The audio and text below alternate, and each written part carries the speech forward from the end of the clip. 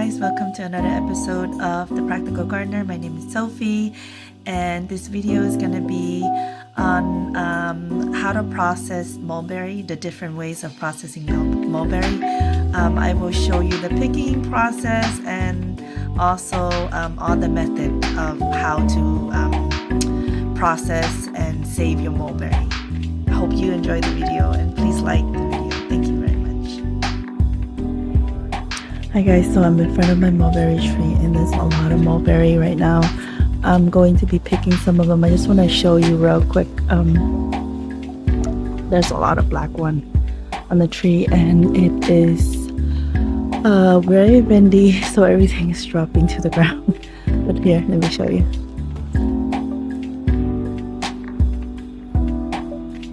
There's a big old cluster over there.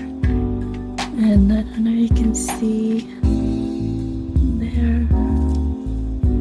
Somewhat, see? They're everywhere.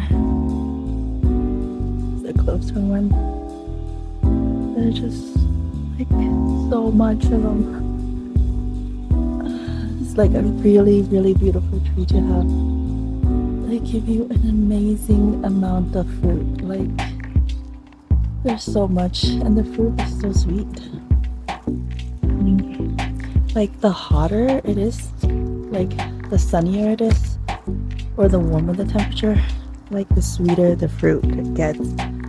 But yeah, I can capture here. I'm actually on a ladder, so because all the black fruits are up top, of course, making it harder to pick them. But hey, you know the saying goes, I don't know what the saying goes, but anyways,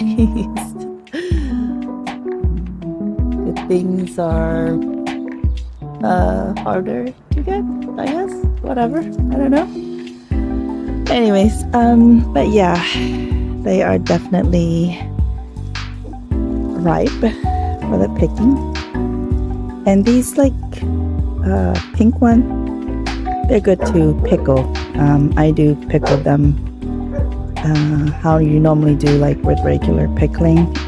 Yeah, so let me pick one of these. I don't know if this is a ripe one. There you go. Oh no, not really. Like, you know when they're ripe, like they'll just kind of fall off. Like as you just touch them a little bit, they'll fall off. Okay, here. Little spider web there. Spider web, I don't want to eat those. Gross. Really sweet. That's a good one. Let's see this guy here. Definitely sweet. Actually, this is everything we got. So I'm probably gonna wash these and just clean them up and separate the green ones and take out the leaves and stuff. Did very cleanly, but the tree has a lot of dust and dirt and you know, a collection of leaves and from like other plants surrounding it. Like when I get them like this, I rinse them off and I put them in a freezer bag and I just keep on adding them as I go. These, I freeze a lot of these, like I said, and I make juice out of them. Look at this. This is mulberry juice. Let me get a spoon and show you. Actually quite sweet, depending if your mulberry is sweet or not. These are quite sweet, and actually I dilute them a lot because I cook them down. I do half and half, like whatever the amount of mulberry that I have in the pot, I cook them down with that same amount of water, and I can do like a little bit extra, like maybe one half of that, you know, of water to whatever the content is of mulberry that I get, and I make this like concentrated liquid that I can make soda out of it. Like I can add carbonated water to make a sparkling mulberry soda, or I can make I can add it to my tea, you know, like a cold tea, like iced tea kind of thing, or I can add it to like my drink mix, like, you know, if I add like make juice out of them. There's so many things you can do, you know. And this guy is the mulberry jam that I made last mulberry season. It's been canned, and I'll show you the canning process for these two. I try to make it very simple, you know, but yeah, these are great. Also, you can make juice out of these two from the mulberry. You can put them in your like sparkling soda, and then you'll make a soda out of those. You can make so many things, or you can just put them on your toast, for instance, or your English muffin over some cream cheese. You can even use the filling to make cake. No, I wouldn't say cake, probably like pastry. You know, like put it over Pillsbury, you know, dough, for instance, and make a mulberry tart. There's so many things you can do with these, or you can give it away to a friend, right? And this is actually mulberry raisin, and I dehydrated them in the dehydrator that I have back there. And yeah, so I use this in my oatmeal, in so many things. Yeah, in my oatmeal, or just dessert, or just to eat it like this as a snack. That like do a little trail mix, your own DIY trail mix, you know, a healthier version of trail mix. But there's so many things you can do. This, I add a little bit of sugar. As you can see, the little granule there, you can see the little sugar granule. That's it, sugar, and sometimes I do a little bit of cinnamon. But you can actually make these into how do you say that? You can make them like savory. You can add a little bit of salt, or even like tahini, for instance, some chili. There's so many things you can do. Just get creative with them. So like so far we got fresh eating, we got juice, you know, we got jam, and then we got raisin, right? And I got one more things to show you guys. This is fruit leather, and I do this mulberry fruit leather, and I'm actually making the mulberry fruit leather right now. This is why I freeze a lot of my mulberry, because I get so much, I literally cannot consume all of them during that season. And what's great about it is that mulberry produce real heavily during the springtime to summertime, and then during the winter time they kind of like slow down.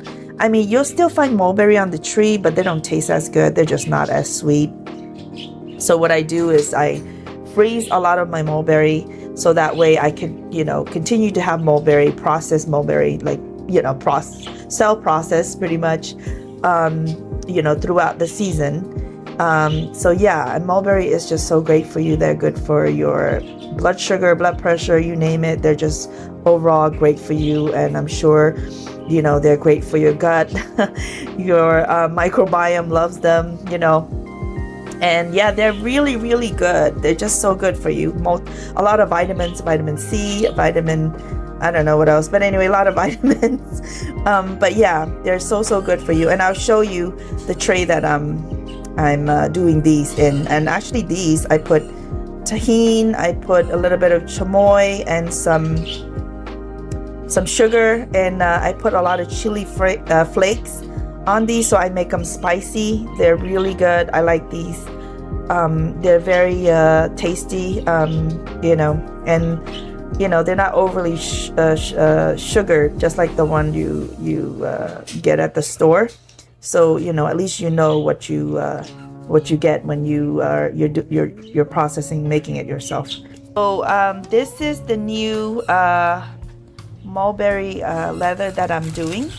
I do it on the parchment paper that they easily come off. That's because I sprayed them with coconut oil so they don't stick, because they will stick really badly and you will be peeling paper out of these, which is really not fun at all.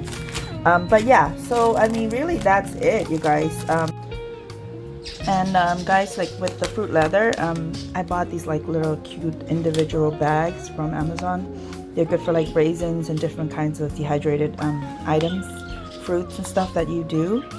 And I put my fruit, or sometimes I put my like dehydrated mulberry raisin in these, and I took them to go last. But yeah, and you can give out these as gifts too to your friends, or give them to your family, or pack them in your kids' lunch, for instance, or in your husband's lunch bag, or your family's lunch bag. So there's so many things you can do. All right. So the mulberry, like after you dehydrate them, they're actually really, really crispy. The one I have, I did that like, I want to say a month ago. So they're kind of soft now. But these are really crispy. It's actually really, really crispy. I want to show you. I don't know if you can hear the crunch, but when you first dehydrate them, like when you first take them out of the dehydrator, they're very crunchy and crispy, just like anything else you dehydrate, really. I did this. This is a Meyer lemon, the peel of Meyer lemon, and I put a little bit of sugar on them. I was gonna use them in my tea, like to add like a little taste of citrus into like my black tea, for instance. I like to pair them with like jasmine tea or green tea. I mean green tea, but they're crunchy.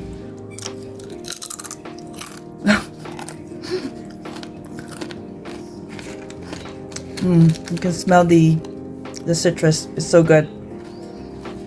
But yeah, you can do anything that you can do anything with these mulberry. All right, or with whatever fruit and harvest that you have in your garden. Definitely suggest to get a dehydrator too, especially if you have a lot of fruits, variety of fruits. You got to find like clever way of how to preserve them. Not just to eat them and harvest them, but also to preserve them. And they're great to give away too. Giving away dehydrated fruits and berries and stuff. It's a real nice way of showing people that you care, and sharing your hobby, right? The joy of your hobby. All right, guys. Thank you for watching, and I'll see you guys next week or soon with another episode of something else interesting in my garden. Until then, I'll talk to you guys next time. Don't forget to like and subscribe, and share with a friend, and happy gardening. Right, bye.